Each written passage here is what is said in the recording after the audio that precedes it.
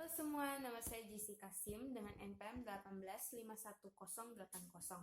Hari ini saya akan menjelaskan mengenai peradilan agama, yaitu tahapan proses pendaftaran perkara. Yang pertama, para pihak yang berperkara harus datang ke peradilan agama dengan membawa bisa surat gugatan maupun permohonan. Itu bisa diperoleh dari belangko permohonan maupun gugatan.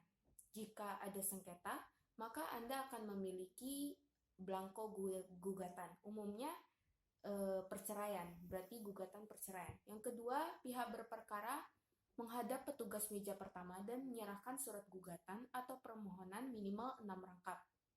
Nah, contohnya misalnya dia perkara perceraian, maka ia akan membawa 6 rangkap beserta fotokopi kutipan akta nikah dan fotokopi KTP. Jangan lupa ditempel dengan materai dan cap pos dari kantor pos. Yang ketiga, petugas meja pertama dapat memberikan penjelasan yang dianggap perlu berkenaan dengan perkara yang diajukan dengan menaksir biaya penjar perkara, kemudian ditulis dalam surat kuasa untuk membayar SKUM. Nantinya pihak berperkara membayar panjar biaya perkara ke bank yang ditunjuk beserta besarnya sesuai dengan jumlah yang tertera pada surat kuasa untuk SKUM.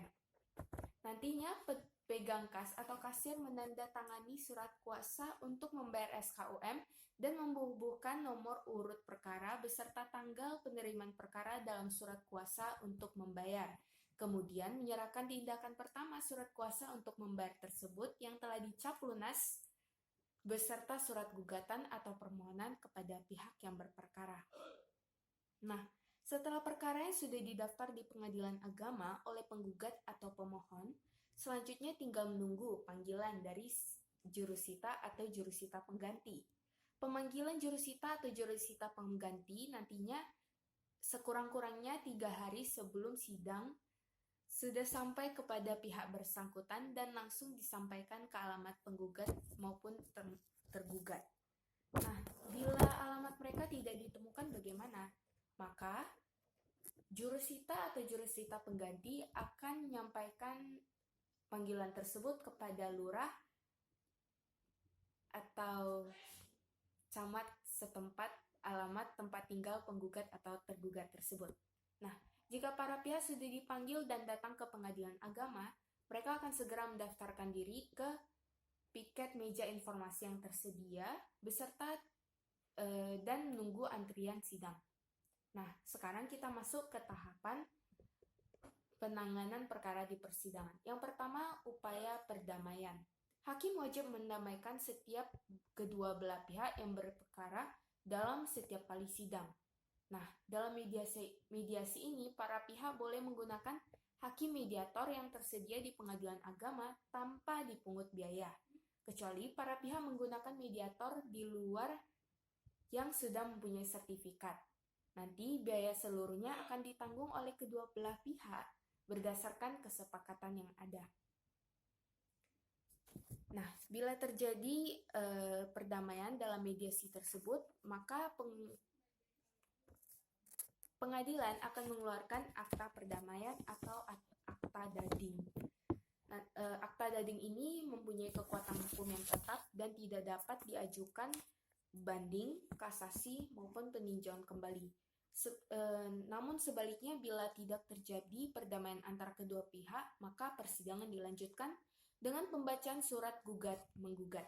Nah, sebelum surat gugatan dibacakan, jika perkara perceraian, hakim wajib menyatakan sidang itu tertutup untuk umum, sedangkan perkara perdata umum, sidangnya selalu terbuka. Surat gugatan itu akan dibacakan oleh penggugat sendiri ataupun salah satu majelis hakim. Perlu diingat, pihak penggugat mempunyai hak untuk mengubah, mencabut, atau mempertahankan surat gugatan tersebut. Namun, bila tidak ada perubahan atau tambahan dalam gugatan tersebut, persidangan dilanjutkan kepada tahap berikutnya. Selanjutnya, jawaban tergugat. Setelah gugatan dibacakan, tergugat akan diberi kesempatan untuk mengajukan jawaban, baik ketika sidang hari itu maupun sidang berikutnya.